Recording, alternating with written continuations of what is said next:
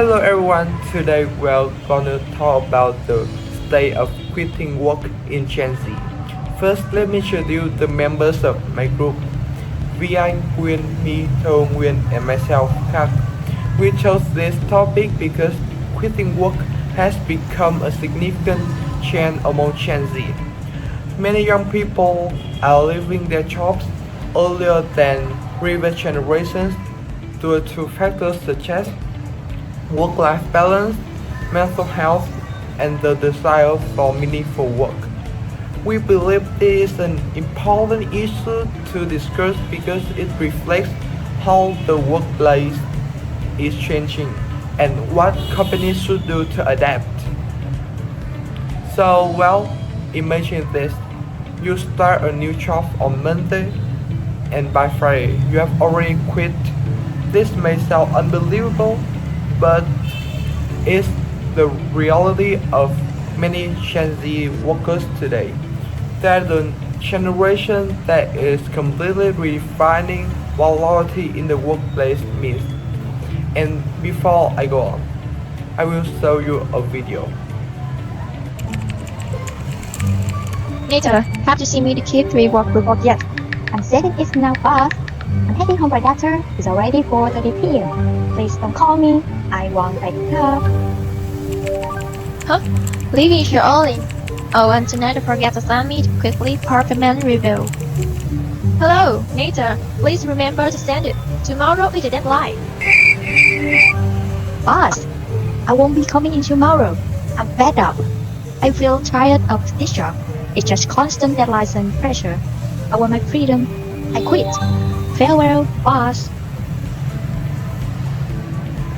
What you just saw is not just funny content, it reflects a deeper truth.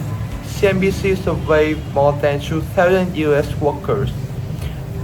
72% of Gen Zers and 66% of millennials said they are contemplating a career change in the next 12 months, compared to just 55% of Gen Xers and 30% of baby boomers. And here's an even more shocking statistic. 70% of Gen Z said they would rather stay unemployed than stay in a toxic workplace.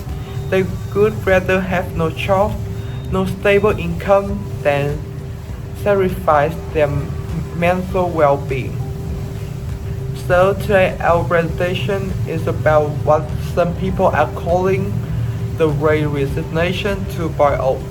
We'll explore why Gen Z is quitting jobs faster than ever, what impact this has on businesses, and most importantly, what companies can do to adapt. Now let's first look at what Gen Z truly wants in a job. And for that, I'll hand it over to my teammate, Vi. Now let's talk about changing non-negotiable, the thing they absolutely demand from an employer. The first is flexibility. For changing, flexibility is not just a part, it's a requirement. A for 2025 study found that 18% of Gen Z workers will fill jobs without remote or hybrid options. Think about it. It's a generation that grew up with technology, that studied online during the pandemic, and that know what can be done anywhere. They see no reason to sit in traffic for 2 hours just to do the same task they could do at home. A strong example is Amazon. When the company decided to cancel its work-from-home policy and force employees back into the office, thousands of younger workers simply resigned. They didn't accuse, they didn't negotiate, they just left. That's how strongly Gen Z feel about flexibility. The second non-negotiable is mental health. Unlike older generations, Gen Z openly prioritize mental health over money. According to LinkedIn 2022, 66% of employees, especially Gen Z, say they value mental health benefits as much as salary. In other words, wellness is more valuable to them than wealth. For millennials or boomers, salary was the ultimate motivator, but for Gen Z, it's a balance between work, personal life, and emotional well-being. So clearly, Gen Z is rewriting the rule book on what makes a good job. But it's not only about what they want, it's also about what they refuse to tolerate, and this is where toxic work culture comes in. Let me hand over to my teammate Win to explain it. Exactly. If we want to understand why Gen Z is quitting, we need to look at toxic work culture. One of the most interesting protest trends is called coffee badging. Here's how it works. Employees show up at the office, swipe their ID card to prove they were there, grab a coffee, and then leave right away. It's their way of saying, we are not against working, but we are against pointless service rules. Another change is upping your wage. In the past, employees were expected to go above and beyond, even without extra pay. But Gen Z rejects that. They do exactly what's written in their job description, no more, no less. If the company wants overtime, then the company must pay for it. These attitudes show a clear rejection of exploitation and toxic management. Let's look at the comparison. Boomers and millennials often value stability, salary, and long-term loyalty. They stay even in tough conditions. However, Gen Z values flexibility, mental health, and respect for boundaries. This is not about laziness, it's about a completely different philosophy of work. And as you keep imagining, this cultural clash has serious consequences for companies. So, what does this mean for businesses in terms of cost? Let's find out. Let's talk about the impact on business. It starts with cost. Every time an employee leaves, the company doesn't just lose a worker. It loses time, knowledge, and money. According to HHRM 2025, the cost of replacing just one employee is about 1.5 times their annual salary.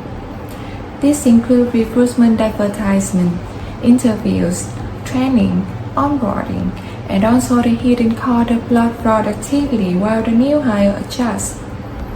Now, imagine this happening not once, but hundreds of times every year.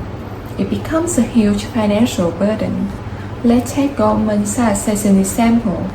In the second quarter of 2025, the bank plans to spend an estimated $150 million on severance payouts as a part of its annual workforce restructuring, affecting around 3% to 4% of staff, or approximately 1,900 employees. That's not investment in innovation or growth. That's a significant cost simply tied to turnover. But cost is not only about money. There's also the cost of team morale and culture. When people see colleagues leaving constantly, it creates uncertainty and stress.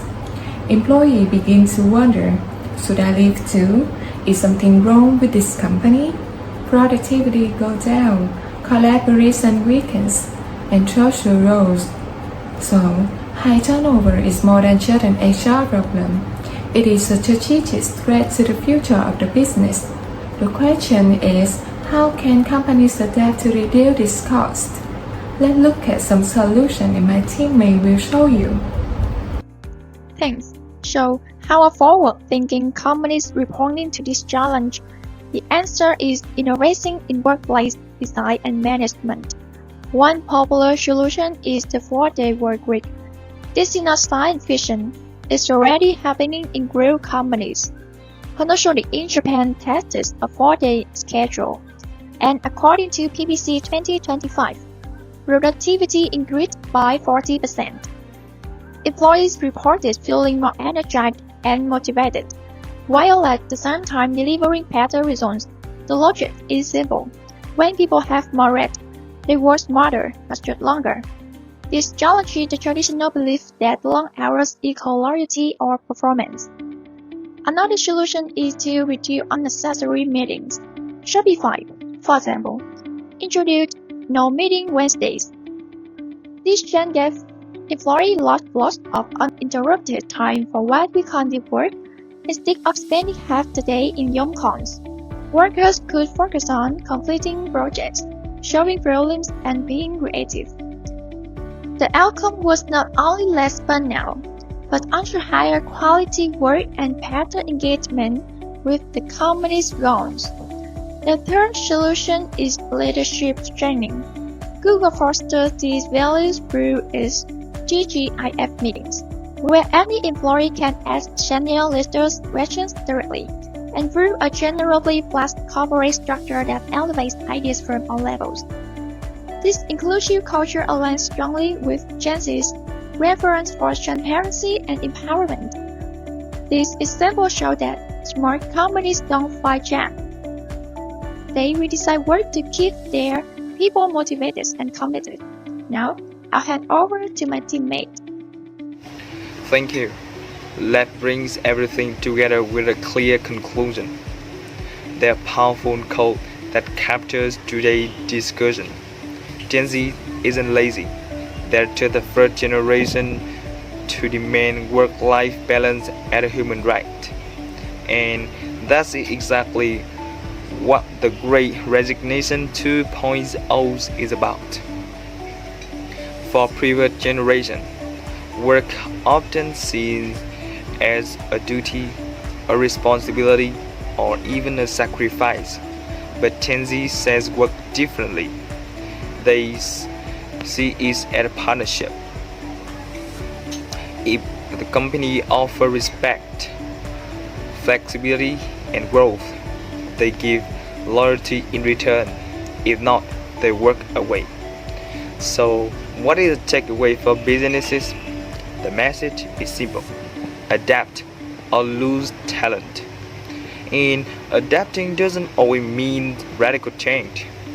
It can start small. Company can introduce flexible working hours, mental health days, and employee feedback system. These small steps so that the company cares and does make a big difference in retention. At the same time, leaders must change their mindset. Managing Gen Z requires empathy, transparency, and genuine listening. If businesses fail to do this, they risk not only losing employees but also damaging their reputation in a potential market. So next time when you pass by a store or an office with a sign say that now hiring, stop and asking yourself, is this workplace really can be improved? Because if it isn't, chances are the signs will stay there for very long times. Thank you very much.